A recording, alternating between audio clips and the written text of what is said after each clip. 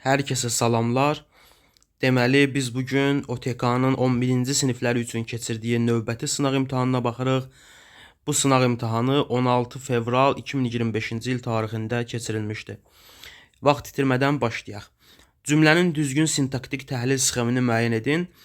Cümləni düzgün sintaktik təhlil etmək üçün əvvəl cümləni oxuyub məzmunun, mahiyyətin başa düşürük ki, bizdən cümlədə nə istəyir. Daha sonra isə xəbərdən başlayaraq cümlə üzvlərini tapırıq. Deməli, yağış yağdığı üçün kənddə gecələyən arxeoloqlar səhər açılar-açılmaz şəhərə tərəf yola düşdülər. Yola düşdülər xəbərimiz. Kimlər? Arxeoloqlar. Hansı arxeoloqlar? Yağış yağdığı üçün kənddə gecələyən təyin fe'li sifət tərkibindən ifadə olunub. Daha sonra isə hara yola düşdülər? Haraya? Şəhərə tərəf.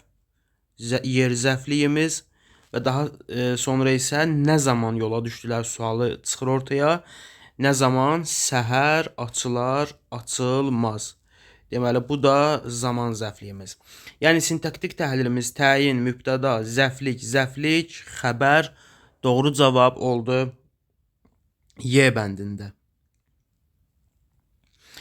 Sonra, ikinci sual. Yağış yağmağa başlamışdı ki, kəndin ətrafından qəribə səslər eşidildi və kim getmək istəmir bu tərəfə keçsin. Görürük ki, Venn diaqramı sualıdır və baxaq, tabeli mürəkkəb cümlə ilə bağlı sualdır. Əvvəlcə müəyyənləşdirək ki, bu cümlələrdə birinci hansında baş gəlib, hansında budaq cümlə birinci gəlir. Yağış yağmağa başlamışdı ki, kəndin ətrafından qəribə səslər eşidildi. Burada normalda əsasən ki ilə bağlanan tabeli mürəkkəb cümlələrdə birinci baş cümlə gəlir. Amma bu istisna məqamdır. Əgər ki-nin anda ilə əvəz edilə bildiyi cümlədirsə, yəni baxın, burada yağış yağmağa başlayanda kəndin ətrafından qəribə səslər eşidildi. Belə məqamlarda istisna məqamlardır. Bu zaman birinci budaq cümlə gəlir. Yəni bir növ zaman əlaqəli tabeli mürəkkəb cümlələrdə ki ilə bağlansa belə birinci budaq cümlə gəlir. Deməli, bax, burada qeyd edirik. Birinci budaq cümləmiz gəlib, sonra baş cümlə. Və kim getmək istəmir, bu tərəfə keçsin. Bu da əlbəttə ki, bağlayıcı sözlə bağlandığına görə birinci, deməli, budaq cümləmiz gəlir. Daha sonra isə baş cümlə gəlir. Yəni, hər iki cümlədə birinci budaq gəlir, sonra baş. İndi baxaq. Budaq cümlə baş cümlədən əvvəl gəlmişdi. Bu, hər iki cümləyə aid olan bir fikirdir. Amma yalnız birinci cümlə üçün yazıldığına görə səhv fikirdir. Sonra, budaq cümlə baş cümləyə bağlayıcı ilə bağlanmışdır. Bağlayıcı ilə bağlanan yalnız birinci cümlədədir. Bəli, bu doğru fikirdir. Yəni, ki ilə bağlanıb da yalnız birinci cümlədə. Digərində isə bağlayıcı ilə bağlanmayıb. Bağlayıcı sözlə bağlanıb. Bunlar təbii ki, ayrı-ayrı şeylərdir. 3-ə baxırıq. Budaq cümlə şəxssiz cümlə ilə ifadə olunub. Səhv fikirdir. Yağış yağmağa başlamışdı ki, bu şəxssiz cümlə deyil, müəyyən şəxsiz cümlədir. Eləcə də kim getmək istəmir, bu da şəxssiz cümlə deyil, bu da müəyyən şəxsli cümlədir. Yəni, bu səhv fikirdir, götürmürük. 4-də budaq cümlə fe'li xəbərlidir. Birincinin budaq cümləsi başlamışdı ki, bəli, fe'li xəbərdir. İkincidə isə budaq cümləmiz getmək istəmir, bu da fe'li xəbərdir. Deməli, 4 doğru fikirdir. 5-də budaq cümlə baş cümlədən, daha doğrusu baş cümlə budaq cümlədən sonra gəlmişdir. Bunu da bildiyimiz kimi, bayaq da qeyd etdiyimiz kimi hər iki cümləyə aiddir. Yalnız ikinci cümlə üçün yazıb deyənə səhvdir. 6-da isə baş cümlədə mübtəda buraxılmışdır. Baş cümləmizdə mübtəda buraxılıb, yəni kim getmək istəmir, o bu tərəfə keçsin.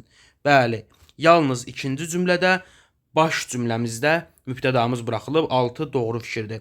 Birinci cümlədə isə kəndin ətrafından qəribə səslər eşidildi. Bu cümlədə, baş cümlədə mübtədamız buraxılmayıb, səslər mübtədamızdır. Cavabımız oldu 2, 4, 6 və Y bəndi tabeli mürəkkəb cümlə ilə bağlı bir sual idi və tabeli mürəkkəb cümlə ilə bağlı sual demək olar ki, hər imtahanda istifadə olunur. Sonra 3-cü sual. Hansı cümləyə əsasən uyğunluğu müəyyən edin? Həmin vaxtda şəhərdə idman yarışları keçirilir, müxtəlif müsabiqələr təşkil edilir. Burada şən həyat davam edirdi. İndi baxaq, doğrudan doğrunu, yanlışdan yanlışı götürməliyik. Fe'llər quruluşca sadə olub, xəbər şəklindədir. Deməli, keçirilir xəbərimiz bu elə quruluşca sadə deyil, düzəltmədir. Həmçinin təşkil edilir xəbəri, davam edirdi xəbəri. Yəni bunlar sadə deyillər. Deməli bir doğru fikir ola bilməz, biri çıxırıq. Daha sonra 2-də yalnız bir feildə idi köməkçi sözü buraxılmışdır.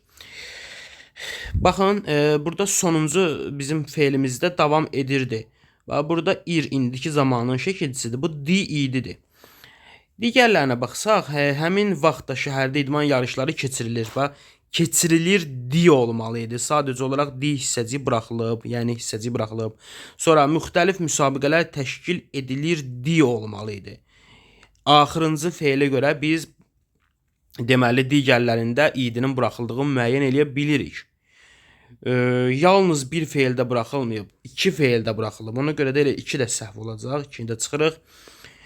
3 ilə 4-ə baxırıq. Buradan yanlış fikri götürməliyəm. Deyir, tünd qara hərflərlə verilmiş söz cümlədəki fikrin təsir gücünü artırıb. Cümlədəki fikrin təsir gücünü artıran nitq hissəsi ədatdır. Amma bu cümlədə damız, yəni tünd qara hərflərlə verilmiş sözümüz ədat yox, bağlayıcıdır. İştirak bağlayıcısıdır. Hardan bilirəm? Çünki iştirak məzmunu yaradıb cümlədə. Yəni belə deyək, həmin vaxtda şəhərdə idman yarışları keçirilir. Şəhərdə idman yarışları keçirilən vaxtların içərisində həmin vaxtda var, həmin anda var. Bu mənada bir iştirak məzmunu var cümləmizdə, yəni qüvvətləndirmə məzmunu deyil. 4-də isə altından xətt çəkilmiş söz işarə əvəzliyidir burada. Xeyr, altından xətt çəkilmiş sözümüz işarə əvəzliyi deyil. Təbii ki, bura yer zərfidir. Yəni yerlik halda olan yer zərfidir. İşarə əvəzliyi deyil. 4 də səhv fikirdir. Cavabımız oldu 3, 4, D bəndi. 4-cü sualda ay bala, indiyədək mən əlbəttə Murada güldən ağır söz deməmişəm cümləsində köməkçi nitqsələrindən hansı işlənməyib? Deməli ay bala, ay çağırış nidası, indiyədək qoşma, sonra əlbəttə burada modal söz və Murada da bizim bağlayıcımız. Ədat işlənməyib. Da iştirak bağlayıcısı idi. Ədat isə işlənməyib. 5-də hansı cümlədə quruluşca mürəkkəb zərf yoxdur? Baxaq, bəzi küçələrdə 2 maşın yan-yana keçə bilmir. Burada var.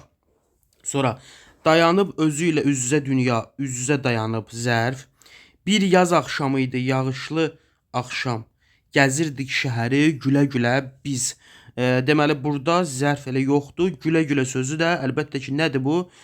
Feili bağlamadır. Çünki hardan bilərik, şəkilçisi vardı. Yəni feili bağlamanın şəkilçisi var. A şəkilçisi var. Deməli bu feili bağlamadır. Cavabımız elə oldu C bəndi. D bəndində asta-asta var. Y-də isə yavaş-yavaş mürəkkəb zərfdir. 6. Tələffüzü yerinə görə düzgün verilməyən sözləri istəyir bizdən. Buludlar könlümün karvanıdır.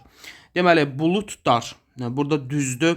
Yəni lar cəm şəkilçisi deməli d kimi tələffüz olunub. Yəni sözün yazılışı buludlar olmalıdır təbii ki, düzdürmü? Buludlar. Hə. Burada d-dan sonra, özündən sonra samit gəldiyinə görə d t-ya keçib, lar cəm şəkilçisinin də özündən əvvəl t-nı, z-rı samitləri gələrsə, s, ş, j samitləri gələrsə, bu zaman ların, yəni l-sı, yəni ilk samiti dəyişir. Buludlar. Yəni bu düzdür. Sərbəstlik, bu səhvdir, sərbəst bu olmamalıdır. Bu t burada olmamalıdır, artıqdır. Sərbəstlik olmalıdır. Həm də baxın özündən sonra sait gəldiyinə görə bu xışdıq yox, y olmalıdır. Yəni 2-də səhvlik var.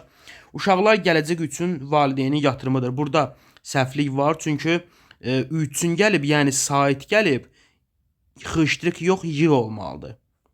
3-də səhvdir. 4-də alim kişi nəvələrinə gördüklərini danışırdı. Gördüklərini ki yox, gördüklərini x olmalıdır. 2, 3, 4 cavabımız B bəndi. Sabah yığıncağa onlar da gələrlər.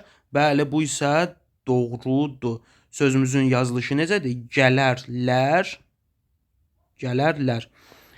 Burada cəm şəkilçisi deyil uşaqlar. Əlbəttə ki, feilə məxsus 3-cü şəxsin şəxs sonluğudur, yəni şəxs şəkilçisidir və deməli bu zaman şəkilçisinin samiti dəyişməlidir, yəni gələrlər olmalıdır. Belə bir qaydamız var ki, deməli ar üstü 2 və ır üstü 4. Yəni indiki və qeyri-qəti gələcək zaman şəkilcilərində bunlar üçüncü şəxsin cəm şəkilcisini qəbul edən zaman şəkilcisinin samiti, yəni r çevrilir l-ya. Belə. 6-cı sualda da cavabımız oldu 2, 3, 4 B bəndi. İndi 7.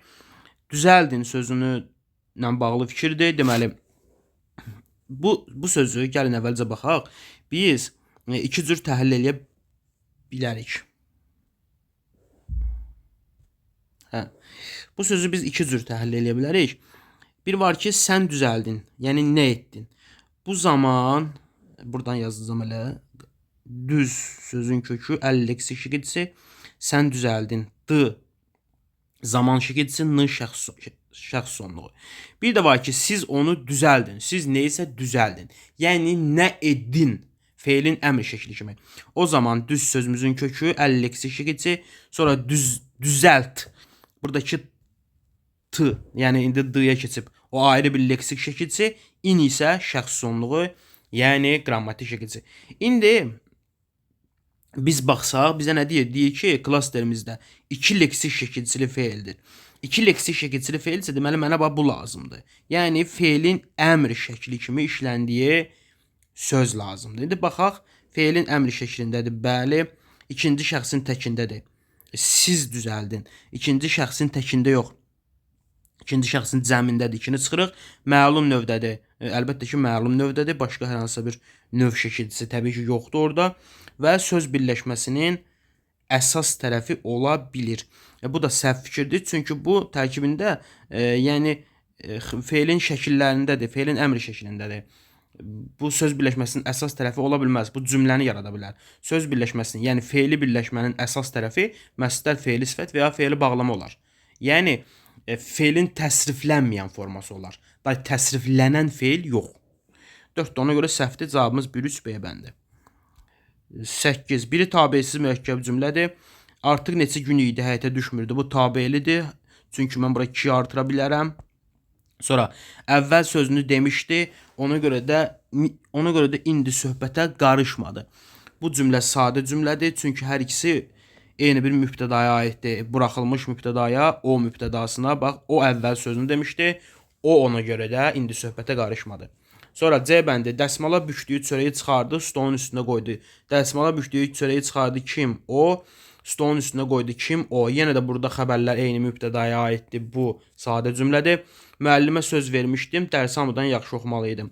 Bu tabeli mürəkkəb cümlədir. Çünki mən bura nə artıra bilərəm? 1, ona görə də. Yəni tabelilik bağlayıcısı artıra bilərəm. Müəllimə söz vermişdim, ona görə də dərsi hamıdan yaxşı oxumalıydım. Bu tabeli mürəkkəb cümlədir. Y-də isə şair bu şeiri hamıya oxumuşdu. Sözləri tanış gəlirdi. Baxın, oxumuşdu kim? Şair. Bu xəbər bu mübtədaya aid. Tanış gəlirdi. Nə? Onun sözləri. Bu xəbər də bu mübtədaya aiddir. Deməli, tabesiz mürəkkəb cümlədir. Cavabımız Y bəndi. 9-da vasitəsiz nitqli cümlənin sxemasıdır. Direktor bizə tərəf baxıb, bu əlbəttə ki, müəllifin sözləridir. Yəni, m-la başlayırıq. Sonra görürsünüz ki, qoşu nöqtə qoyulub. Biz vasitəsiz nitqlə bağlı olan durğu şairlərində mütləq fikir verməliyik sxemdə. Qoşu nöqtəmizi qoyuruq, dırnağımız açılıb, açırıq. Hazır olmalısınız, vasitəsiz nitq, böyük əliflə bir V yazırıq. Sonra vasitəsiz nitqin ortasında dedi gəlib, yəni müəllif sözü gəlib. Hər iki tərəfində vergül tiremizi qoyuruq. Müəllif sözü kiçik əliflə M yazırıq.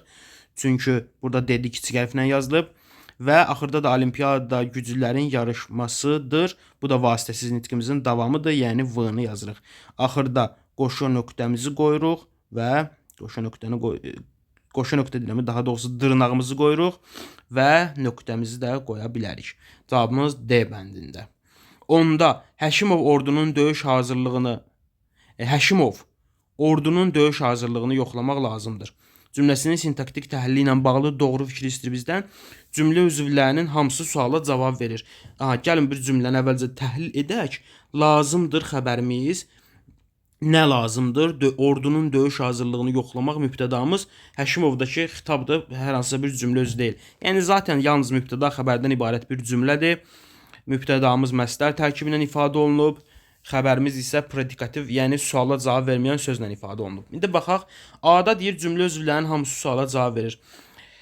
Yoldaşlar, xəbərimiz suala cavab vermir. Bir neçə sözlər var idi ki, onlar predikativ sözlərdilər. Heç bir suala cavab vermədən, bir daha təkrarlayıram, bu zaman cümlənin müstəqil xəbəri ola bilirdilər. Lazımdır da o 6 sözdən biridir. Yəni A səhvdir, götürmürəm. B-də cümlədə haqqında danışılan yoxdur, bu da səhvdir, mübtədamız var. Şəxssiz cümlədir, bu da səhvdir, mübtədamız var, müəyyən şəxsli cümlədir. D bəndində fe'li birləşmənin əsas tərəfi sadə fe'llə ifadə olunub. Fe'li birləşməmiz ordunun döyüş hazırlığını yoxlamaq, bunun əsas tərəfi yoxlamaq və əlbəttə ki, sadə fe'llə ifadə olunub. Yoxlamaq sadədir təbii ki. D bəndi cavabımızdır. 2 cümlə özlü söz birləşməsindən ifadə olunmuşdur. Bu da səhv fikirdir. Yalnız bir cümlə özlü, yalnız mübtədamız söz birləşməsindən ifadə olunub. Belə, indi isə keçək mətnə. Deməli, təşrif. Cahan Pəhləvan bir aya yaxın idi, Həmədandan çıxıb Gəncəyə gəlmişdi. Sonra isə heç kimə xəbər vermədən oradan birbaşa Naxçıvana təşrif getirmişdi. Həmədandan Gəncəyə gəlib, oradan da Naxçıvana. Şərur Məliki Oğuzun əhvalatından sonra bütün əmirlər, məliklər ondan ehtiyat edir, xüsusi çaparlar gəlməmiş huzuruna gəlmirdilər. Cahan Pəhləvan son vaxtlar yaman səbirsiz olmuşdu.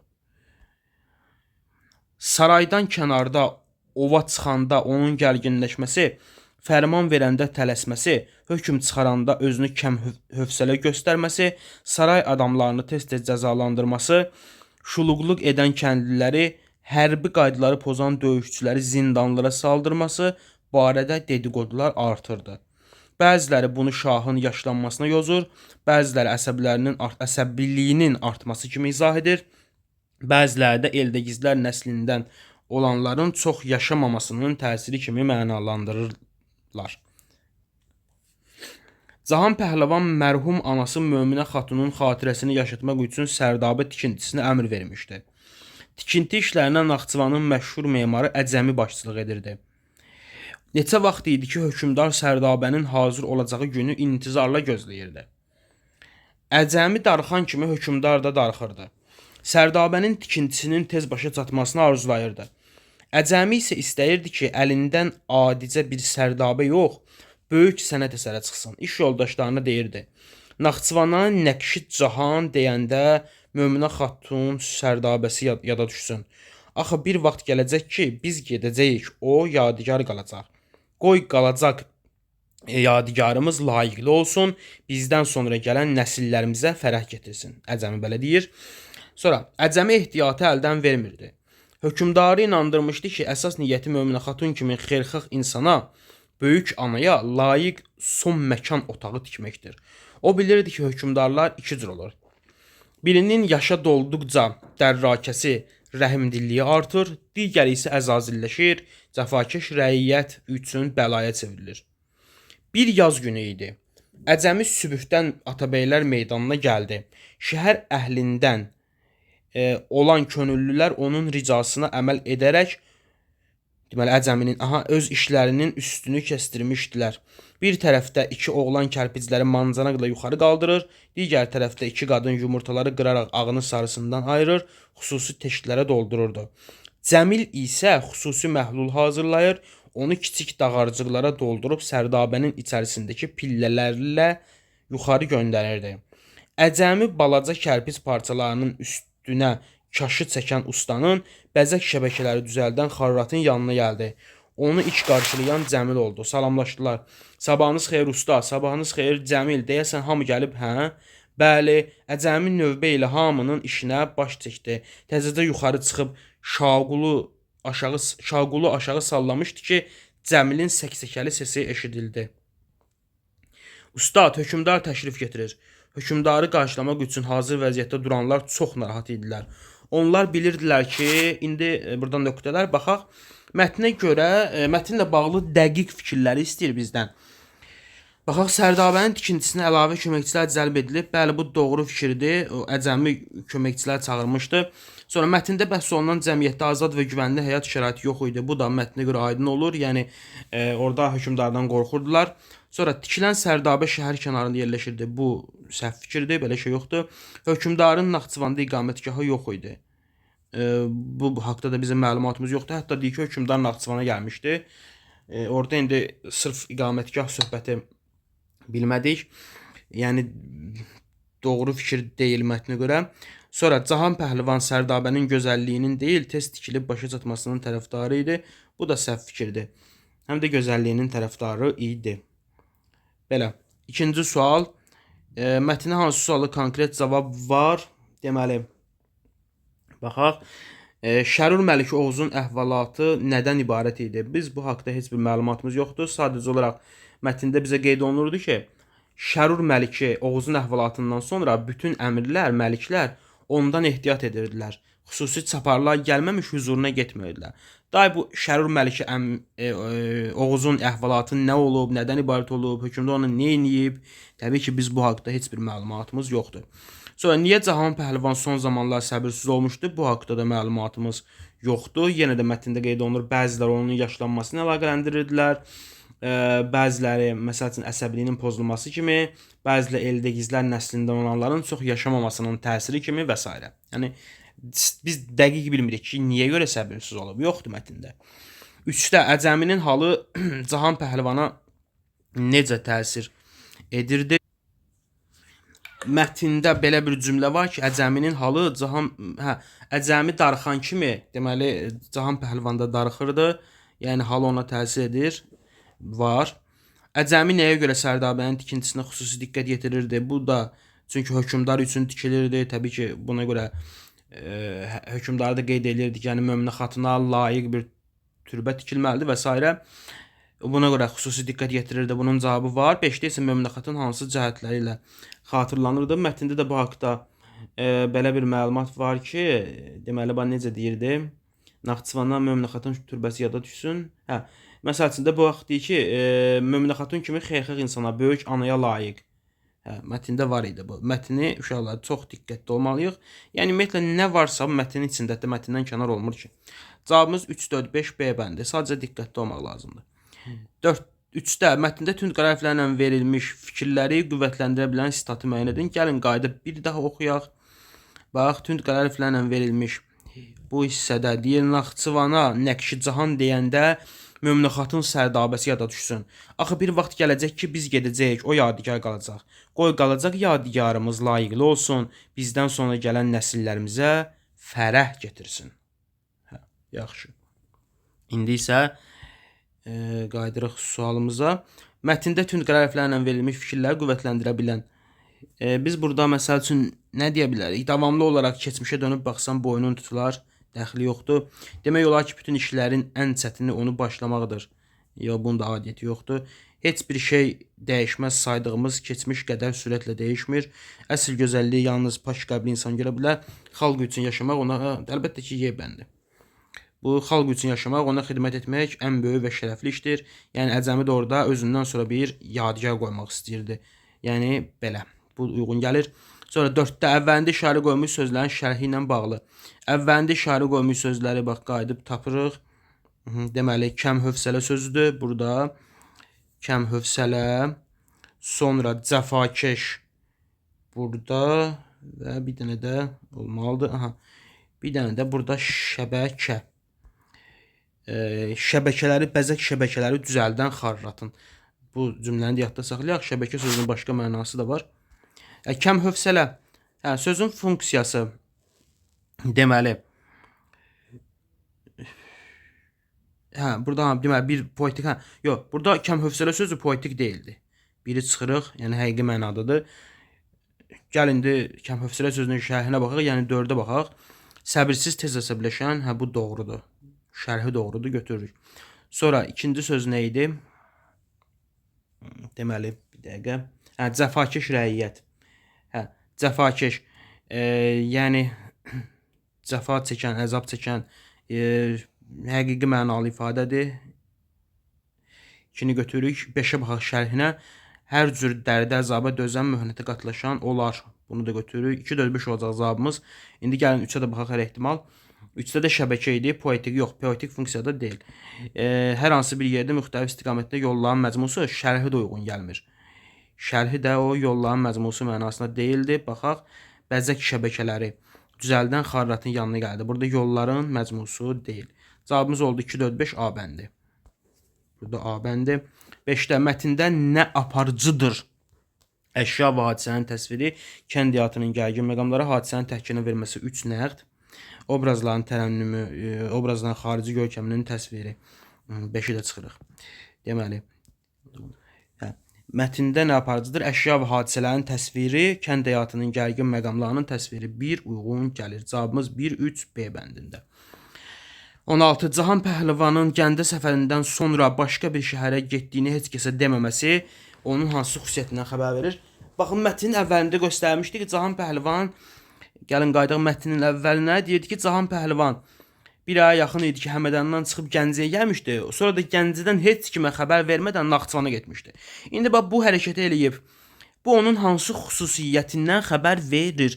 Məsəl üçün, deyə bilərik ki, biz, məsəl üçün, OTK-nın verdiyi cavabları yazaq. Tək başına qərar verir. Sonra, məsəl üçün, sir saxlamaq kimi və s. İndi təbii ki, başqa fikirlər də uyğun gələnlər olar. Bunlar bizim cavabımızdır. Sonra, 17. Mətnə əsasən cədvəli tamamlayın. Obrazımız əcəmidir. Əcəminin xarakteri xüsusiyyəti. Məsəl üçün, qeyd edə bilərik, səbirlidir. Səbirlidir. Cahan Pəhləvan üçün isə qeyd edirik ki, səbirsizdir. Sonra, xarakterinə uyğun davranışda, məsəl üçün, biz, yəni mətndən gördüyümüz kimi Cahan əcəmi səbirli davranış nümayiş etdirir.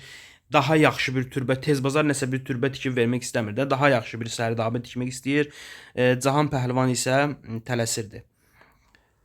Bu kimi fikirlər. 18. Mətnin sonunda nöqtələrin yerinə uyğun gələn fikir yazmalıyıq.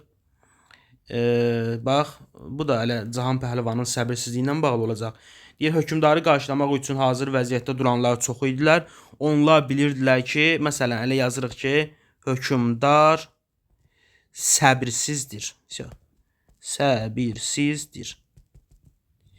Nə bilim, və yaxud başqa fikirlərdə hökmdar onları cəzalandıra bilər və s. Əsəbləşə bilər və s. 18-i baxdıq. 19. Mətnə görə deməli, ehtiyat edirdi əcəmi. Əcəmi təbii ki, ehtiyat edirdi. Hökmdardan ehtiyat edirdi.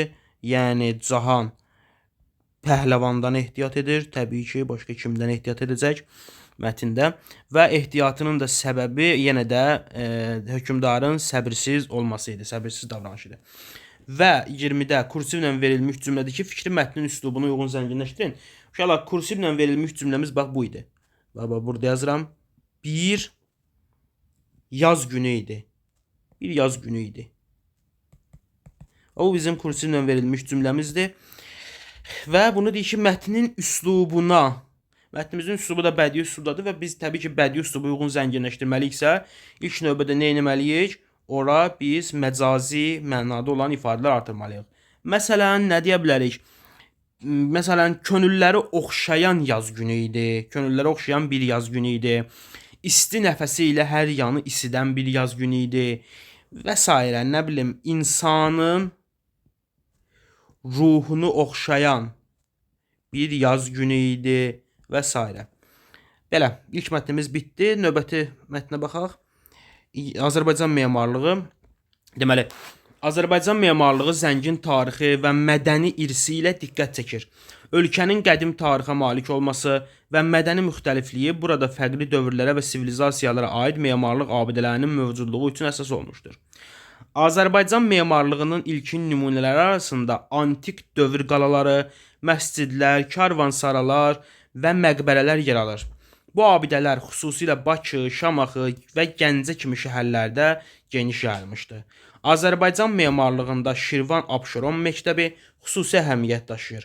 Bu məktəbin memarlıq nümunələri əsasən Bakıda və onun ətrafında yerləşən qədim Qız qalası, Şirvanşahlar sarayı və İçəri şəhərin digər abidələridir. Bu abidələr incə daş işləri, həndəsi naxışlar və zəngin dekorativ elementlərlə xarakterikdir. 12-ci əsrdə tikilən Qız qalası Azərbaycanın simvolu kimi tanınır. 13-15-ci əsrlərdə inşa edilmiş Şirvanşahlar sarayı isə Azərbaycan memarlığının şah əsərlərindən biri hesab edilir. Qarabağ məktəbi də Azərbaycan memarlığında mühüm yer tutur. Bu məktəbin ən məşhur nümunələrindən biri Şuşa şəhərinin tarixi memarlıq abidələridir. Şuşa 1752-ci ildə Qarabağ xanı Pənahəli xan tərəfindən salınmışdır. Şəhərdəki tikililərin təbiətlə ahəngdarlığı və daş evlərdən və monumental, yəni hakimiyyətin və cəmiyyətin vacib dəyərlərini əks etdirən möhtəşəm binalardan ibarət olması Qarabağ memarlığının əsas xüsusiyyətlərini təşkil edir. Şuşa şəhərindəki Gövhər ağa məscidi, Qarabağ xanlarının sarayı bu məktəbin incilərindəndir. Azərbaycan memarlığı Sovet ərzində də tərəqqisini boya-başa çatdırmışdır. Cümləni oxuyan kimi görürük ki, nəsə dəyişiklik gəlməli idi. Burada nəsə sual çıxacaq. Davam edirik. Bu dövrdə daha çox sosialist reallıqlarını əks etdirən monumental binalar inşa edilmişdir. Məsələn, Bakı şəhərindəki Dövlət Dram Teatrı və Milli Opera Teatrı bu dövrün memarlıq üslubunu əks etdirir. Sosialist realizm tərzi binaların funksional, yəni estetikanın ikinci planda olduğu, əsasən binanın istifadəsinin rahatlığına diqqət yetirildiyi memarlıq üslubu və monumental olmasını təmin edirdi. Müstəqillik dövründə isə müasir Azərbaycan memarlığı yeni nəfəs qazanmışdı. Bakı şəhərində ucaldılan alov qüllələri, Heydər Əliyev mərkəzi və digər binalar ölkənin müasir simvolu hesab olunur müasir dövrdə.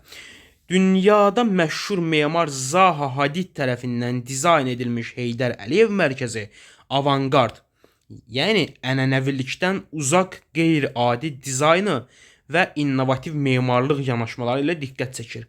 Alov qüllələri isə müasir dizayn nümunəsi olub şəhərin siluetini formalaşdırır. Həmçinin bu dövrdə inşa edilən digər binalar da memarlıq sənətinin ən gözəl nümunələrindən sayılır. Beləliklə Azərbaycan memarlığı vətənimizin zəngin və burada nöqtələr var. Sonra bu memarlıq nümunələri ölkəmizin keçmişini yaşadır, gələcək nəsillərə ötürür və bu günə də işıq tutur. İndi isə başlayaq. Mətnin strukturu ilə bağlı, quruluşu ilə yəni bağlı doğru fikir istəyir bizdən. Mətnin abzaslar arasında fikir ayrıcılığına riayət olunmamışdır. Xeyr, bu səhv fikirdir, riayət olunub.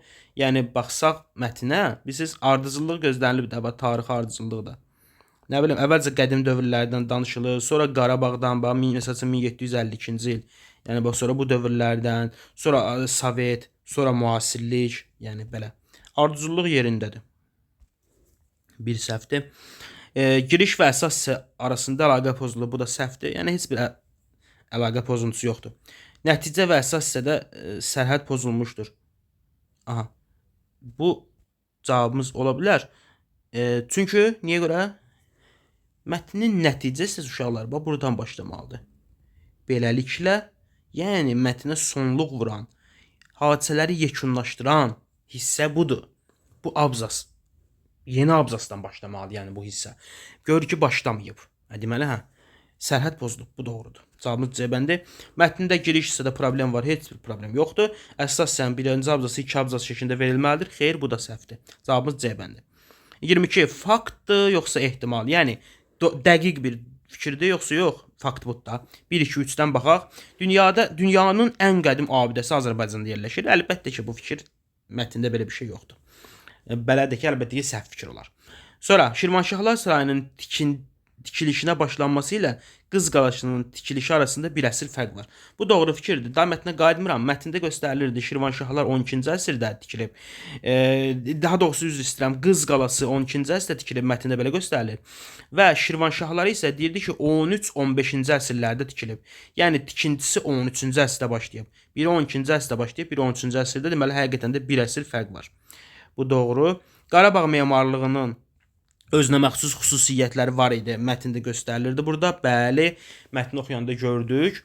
Yəni Qarabağ memarlığının əsas özünə məxsus xüsusiyyətləri monumental olması idi. Yəni hakimiyyətin və yaxud da cəmiyyətin mövcud dəyərlərini özündə daşıyan tikililər idi. 2-3 buradan, indi isə ehtimalı tapırıq. Sovet dövründə Azərbaycanda teatr sənətinin inkişafına diqqət yetirmişdi. Düzdür, orada teatrdan, tikilisindən danışılır, amma teatr sənətinin bir sənət kimi inkişafından danışılmır. Bu ehtimaldır. Ola da bilər, olmaya da bilər. 5-də isə Heydər Əliyev mərkəzi müstəqillik günlərində inşa olub. Əlbəttə ki, bu doğru fikirdir. Mətnimizdə qeyd edilmişdi ki, bir dəqiqə. Deməli, baxın, Heydər Əliyev mərkəzi. Müstəqillik dövründə isə müasir Azərbaycan memarlığı yeni nəfəs qazanmışdır. Bakı şəhərində ucaldılan alov qüllələri, Heydər Əliyev mərkəzi və digər binalar. Deməli, Heydər Əliyev mərkəzi müstəqillik illərindədir. Yəni bu dəqiq fikirdir, doğru fikirdir. Ehtimal deyil, götürənmərəm. Cavabım 2, 3, 4. 23. Cümlədəki memarlıq nümunəsi mətndə adı seçilən hansı abidələ müqayisə etmək olar? Almaniyanın Ren şəhərində yerləşən Vitra Fire, yəni Mitra Fire Station binası müasir dizaynı və qeyri-adi və avangard forması ilə seçilir. Müasir dizaynı, qeyri-adi, avangard. Bunu inşallah mətnimizdə Heydər Əliyev mərkəzi üçün deyə baxın. Bax. Dedi ki, dünyada məşhur memar Zaha Hadid tərəfindən dizayn edilmiş Heydər Əliyev mərkəzi avangard, yəni ənənəvilikdən uzaq, qeyri-adi dizaynı, innovativ memarlıq yanaşmaları. Deməli, buradakı fikir əlbəttə ki, Heydər Əliyev mərkəzinə aid olacaq. O da C bəndindədir. 24. Hansı fikir mətnlə ziddiyyət təşkil edir? Memarlıq abidələrimiz yalnız yerli memarlar tərəfindən, elə əlbəttə ki, bu səhv fikirdir. Zaha Hadid, məsələn, yerli deyildi. Digərləri isə doğru fikirlərdir. Day oxumuram. 25. 24-də A oldu. 25. Üzərində rəqəm yazılmış hansı sözün kontekstə görə mənası düzgün verilməmişdir? Burada uşaqlar birbaşa cavaba baxaq. 3-dür, vaxt itirməyək çox. Deməli, elementlər sözüdür. Bax. Deyir ki, bu abidələr, asan sualdır, ona görə həm də. Bu abidələr incə daş işləri, həndəsi naxışlar və zəngin dekorativ elementlərlə xarakterikdir. Buradakı elementin kimya fənnindəki elementə, kimyadakı elementin adiyyəti var. 3-də deyir ki, kimyəvi enerji hesabına yaradılan zəif elektrik qüvvəsi mənbəyi olan cihaz. Əlbəttə ki, buna heç bir adiyyəti yoxdur. Cavabım C bəndi.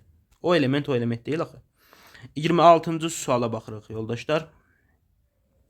Altından xətt çəkilmiş cümlədəki kontekstə uyğun olmayan ifadə. Bəli, altından xətt çəkilmiş cümləni oxuyanda gördük ki, nəsə yanlışlıq var orada. Azərbaycan memarlığı Sovet ərzində də tərəqqisini boya başa çatdırmışdı. Əlbəttə ki, Sovet ərzində yox. Bu tip suallarda uşaqlar yadda saxlayaq ki, 2 dənə fikir əsasən dəyişilir. Sovet dövründə yox, Sovet ərzində yox, Sovet dövründə və yaxud Sovet vaxtı və s. Tərəqqisini boya başa çatdırmışdır. Tərəqqisini yox, inkişafını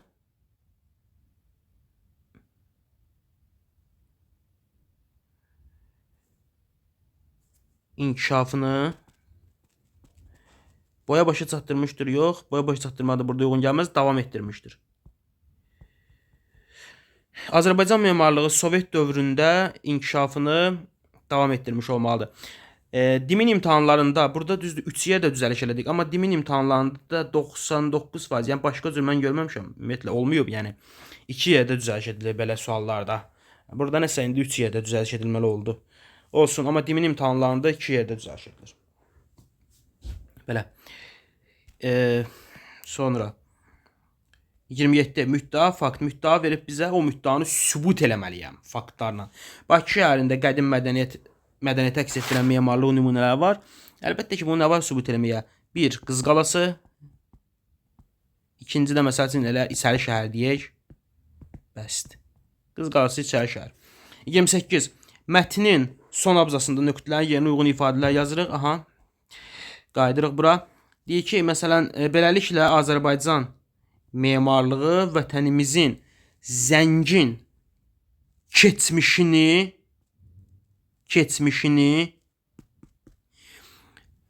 və bugününü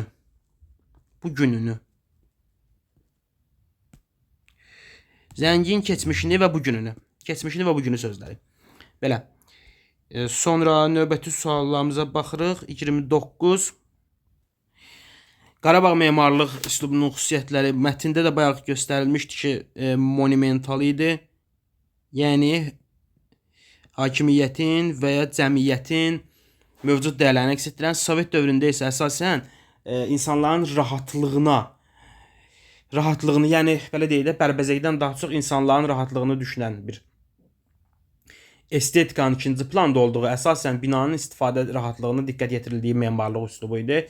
Bu mətndə belə göstərildi bizə. Funksional yazılmışdı, funksionaldır. Üçüncü də nə bilim yaza bilərik ki, hamısı Azərbaycan memarlıq sənətinin nümunələridir və s. Və 30. Səbəb nəticə sualı. Nəticə Azərbaycanda müxtəlif sivilizasiyalara aid binalar, deməli, abidələr inşa olunmuşdu. Bunun səbəbi